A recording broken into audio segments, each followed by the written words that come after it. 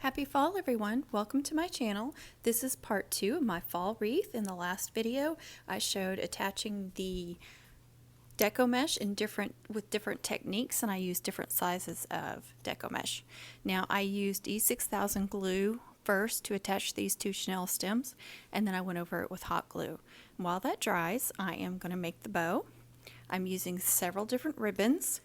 They are either Family Dollar or DollarTree ribbons, so they're very inexpensive, but they're all very pretty. As you can see, this plaid one has some gold foil in it, so it's really pretty. These are all wired edged, and I am measuring them all on my mat for you guys so you can see what size I'm making each loop and the tails and everything.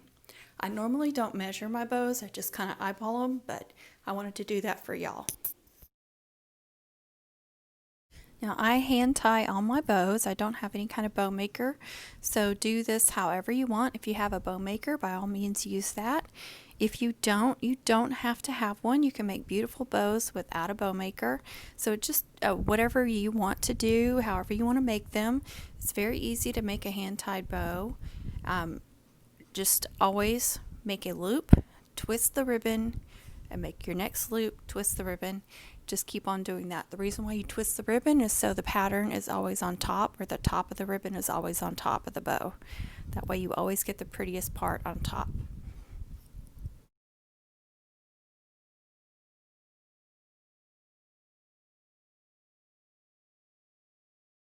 Now, if you already know how to make a bow and you don't want to watch this part, you can skip ahead to see how I attach everything. That's fine.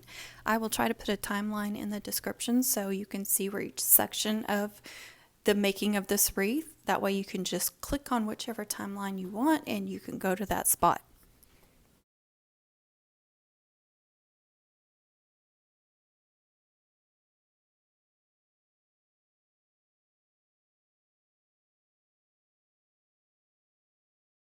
I always start with the top ribbon for my bow, the top part, and then each layer is going to be underneath that section. So you always start with your top ribbon, whatever one you want on top of the bow. And as you can see, I only had a small piece of this green left over. That's fine. You can add it and just have a little piece. I only have one loop and two small tails. That's okay. It adds to the bow. So when you have small pieces of ribbon like that, don't throw them out. You can make beautiful bows with just scrap pieces. This is my third layer of the bow, and as you can see, I try to make the loops a little bit bigger. That way you can see them. You know, sometimes those bottom loops will kind of get lost in the bow, so I try to make them a little bit bigger. That way they show, especially if you're using different ribbons. You really want to make sure that they show through the bow.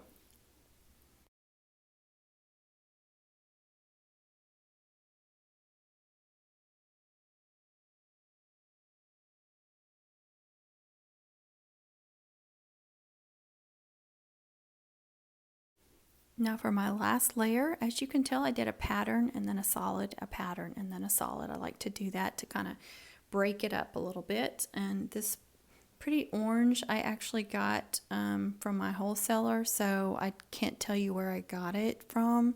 I don't know where else it's available.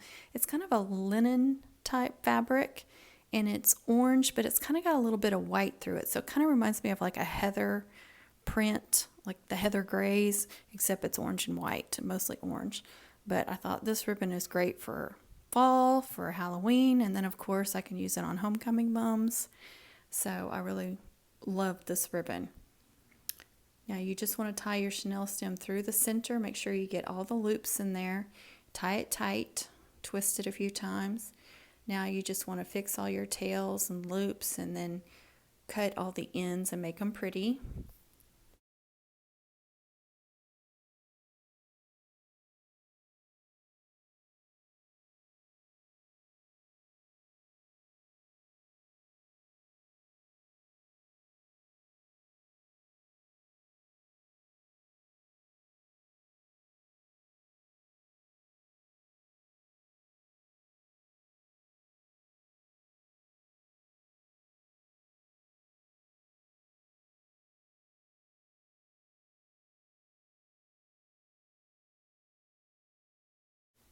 These cute little scarecrows I got at the Dollar Tree. They came in a 2-pack, but as you can see, there's a little stick attached to it, or almost a dowel rod. So I'm cutting that off since I want it in the center of my bow, but of course if you were using it in a floral arrangement or something, you'd want to keep that attached. Now I am hot gluing a chenille stem to the back of this scarecrow. I'm using a tan one so it'll blend in, so I can tie it to the center of my bow. I'm also adding some grosgrain ribbons. Don't normally see that on a wreath bow. I'm just making some little streamers, cutting them at various lengths. I have 3 different ones here. This one has leaves on it. The only thing about grosgrains, they will fray very easily, so I'm just heating them up a little bit so they won't fray as easily. You can see I'm kind of making an X and I'm just gluing them on different directions, so they'll just kind of hang on there. And then on the sign, you can see I added a little piece of ribbon. You want to add a piece of ribbon or chipboard or something. Just hot glue it on top of the chenille stem. I don't know what it is, but it works. It makes it stay on there a lot longer. You're more at risk of the chenille stem falling off the sign if you don't do that. Now I tied the scarecrow on top of the bow, and now I'm just twisting the chenille stems together. That way I only have one on each side to tie to the wreath.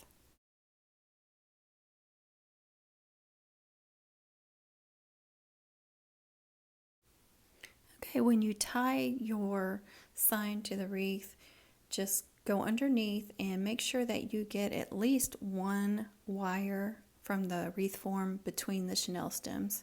That way it won't fall off. You don't want that. So just make sure you're securing it at least 1 wire from the wreath form there between the 2 chenille stems. Give it a couple of twists, turn it over, and make sure it's where you want it. You don't want to tie it all off and then realize you don't like where the sign is and have to undo it. So I only do like 2 or 3 twists and make sure I like where it's at before I completely tie it off. Now I'm just moving my bow around to see where I like it. And then the same thing, you want to make sure that between the 2 chenille stems you've got at least 1 wire from the form.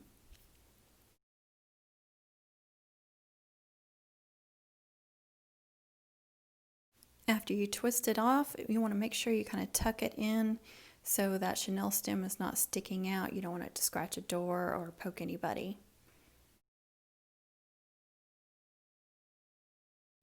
I had a small piece left over of this. It was enough to do 2 10-inch tails or spikes, whatever you want to call them.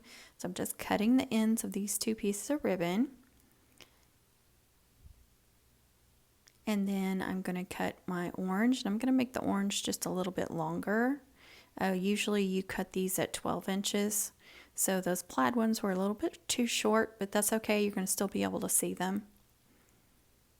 Again, I'm doing 2 of each color. And then I will add some more of those grosgrain ribbons.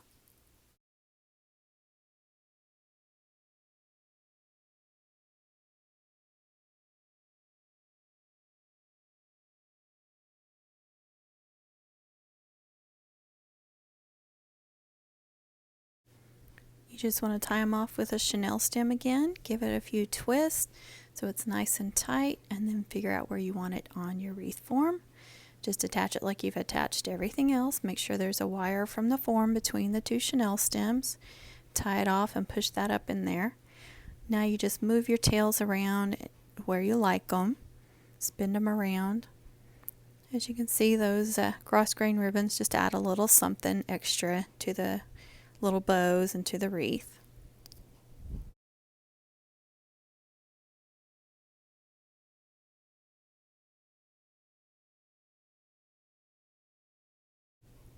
Now I noticed my sign was moving around too much there at the top, so I'm just adding 1 more chenille stem to the very top of the sign so I can secure it up there towards the top. That way it'll just be a little bit more stable. Sometimes that happens, you just need to add 1 more. So 3 is what I needed. So in the middle, and then I had another one there on the top. And I'm putting another little piece of ribbon on top of it to make sure it's nice and secure. But that's in the back of the wreath. You don't have to worry about that being seen. And I just want to make sure it's all glued on there really nice and good. Now I'm tying that through the wire of the wreath form, pinching it up in there so it's not going to stick out. And you can see that's a lot more secure and it's staying where I want it to. Now I'm just rolling down those chenille stems. You'll have them throughout the wreath sticking out, so I'm just kind of rolling them down so you can't see them. Now I'm going to add some raffia just for another new texture, and I'm making a little bow and I'm tying it off in the center with another piece of raffia, and then I'm going to hot glue it on top of the sign right there where they already had a little bit of raffia on there, but that's just piddly and I like to add to it and just give it a little something extra, so I'm hot gluing it there on top of that one. And after you've secured it on there, you kind of want to move those loops around. You see how there's several little loops, and just kind of pull on them and move them around so they look more natural. Now I'm going to add some more raffia throughout the wreath. So I'm going to do a total of 3 bunches throughout the wreath. I like to do odd numbers most of the time. And you can see on that one I'm cutting the loops so they just stick out everywhere. So just have little pieces of raffia sticking out. And then I'm separating the loops of the deco mesh and just sticking it down in there so raffia will be sticking out all over and you won't really see where it's coming from.